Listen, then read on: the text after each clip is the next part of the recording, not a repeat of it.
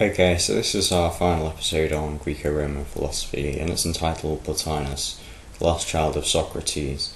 Now, throughout this series, I've tried to use Socrates as a frame of reference for many of the disparate schools of thought. So you had Socrates' pupil Plato, who came up with the theory of forms and idealism. Then you have Plato's pupil Aristotle, who came up with the inductive method of reasoning, which is very influential in science today, observing and working to abstractions, and the deductive method of logic. Then we have Anisthenes, who was also the pupil of Socrates, who would go on to found the Cynic school, which would evolve into the Stoics. And finally, the Skeptics, who shared a lot in common with Socrates, who, in terms of their outlook as to the lack of things we can know. So in a way, you could view Socrates as the father of Greek philosophy, and Plotinus, his last child, the final flowering of Greek philosophy in terms of original thought before the encroachment of the Dark Ages. Now, Plotinus just thought would go on to have a major impact on Christian thought in the centuries to come, so I think it's worth looking into. However, it is quite intellectually imposing, hence I have my gown to indicate the fact we're going to be dealing with some fairly tricky concepts. I think the easiest way to get into these concepts is to start with the problems that Plotinus was trying to solve. So, like Plato, we're going to look into the motivations before we look into what he actually came up with. So the first of these kind of three key factors that inspired his philosophy was the time in which he lived. So he was born in 204 AD, but he was doing most of his serious philosophy after the crisis of the 3rd century, which began in 235 AD. And this started when the army assassinated the emperor, and this led to power changing hands very rapidly. So we discussed imperial Rome in the previous episode, and the foundation of it at least, and for the first 200 years life was very good there, but in the 3rd century the quality of life quickly deteriorated. There was civil war, plague, hyperinflation, debasing of the coinage. It was a pretty grim place to live, and this may have influenced Plotinus's retreat from reality into the world of the intellect. The second major influence was the unreliability of the senses, which is something he got from Plato. So we discussed this with the theory of forms, this idea that there must be something permanent out there in the form of knowledge, and that this sensory world is fairly unreliable as to what this true reality actually is. The third is a concept which is sort of fairly hard to explain, which is the beauty of the simple. Now I'll try to explain. So we've got Aristotle, you remember, he's like modern scientists, and that he goes from observations to abstractions or general principles. Then you've got Plato, who was before Aristotle, who went the other way. He was proceeding from the abstractions of the forms, which sort of are meta-truths, to the actual instances of these truths. So, for example, there's the form of the cat, which encompasses something that's true about every cat, and this is to be found in every cat. Not the form, but the catness is to be found in every cat. So this idea of meta-truths, it could be similar to, say, maths, where you could talk about apples or oranges or bananas, but all using the system of numbers, but you'd still get the same truths in terms of addition of these various amounts.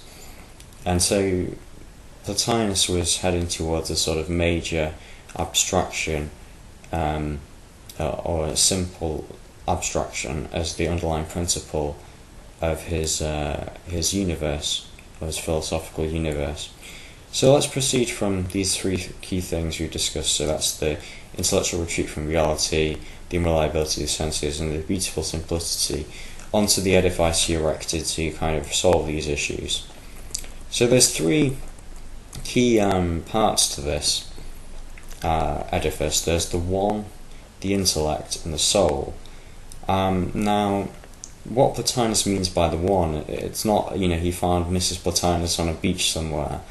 The one is simply absolute potentiality. So from this potentiality, all things come. And it's simple, so you remember there's the importance of the beauty of simplicity. So this is like the ultimate abstraction. Then from the one, you have a reflection of the one, which doesn't in any sense diminish the one, so the one is absolutely perfect. And this reflection is known as the intellect, and it's in the intellect that we find Plato's forms. So, for example, Plotinus' view is that the totality of the forms, so the totality of general abstractions, is going to lead to absolute potentiality. So, in essence, the intellect, which is these total forms, is in some way representative of the one, which is pure potentiality. Then if we proceed down even further from this world of the forms into the real world, or as Plotinus calls it, the soul, you end up with a sort of concrete instances of the forms themselves. And so this is divided into two parts. He splits up into the cognitive actions of the soul, and then you have the intelligible structure of the world, which is nature. So he's proceeded in a quite elegant manner down this ladder from the pure abstract to the real world in which we live. Now, I mean, Plotinus wasn't hostile to matter, but his view was that matter is sort of evil if you consider it an end in itself, and what's really good is the contemplation of the one by way of the forms. So in essence, philosophizing.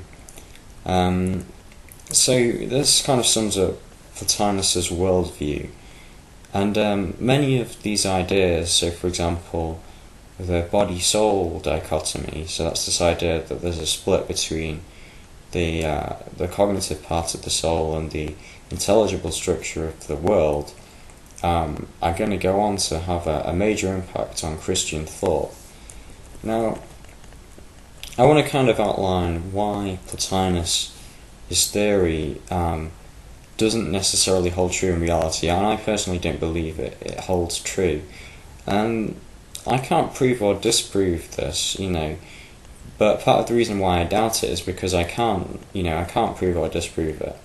I mean, if the one was like, Mrs. Plotinus you can meet on a beach, then there would be some way to verify whether it's actually there, but we can't know anything about the one.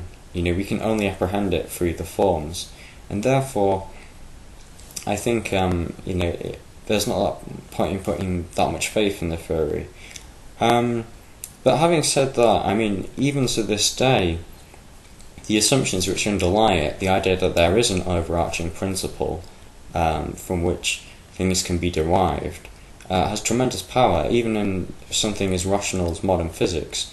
So in modern physics, there's a sort of ongoing quest to find a unifying theory. So at the minute, we have these three forces: the strong nuclear, the weak nuclear, and the electromagnetic force, which can all be fit fairly comfortably into the standard model. But the fourth force, gravity, can't fit within the standard model, and we don't know whether we can find a theory of everything. I mean, scientists have been looking for this for years, but we don't know whether it's out there. And in a sense, the guys that think it is out there are making exactly the same assumption that Plotinus did. So I think you can see that some of the things we flagged up, the fact, this body-soul dichotomy, this emphasis on the abstract one, which is only apprehendable through a certain passage, these are all ideas that are going to feed into Christian and Catholic philosophy, and it's to there that we're going to turn in the subsequent series.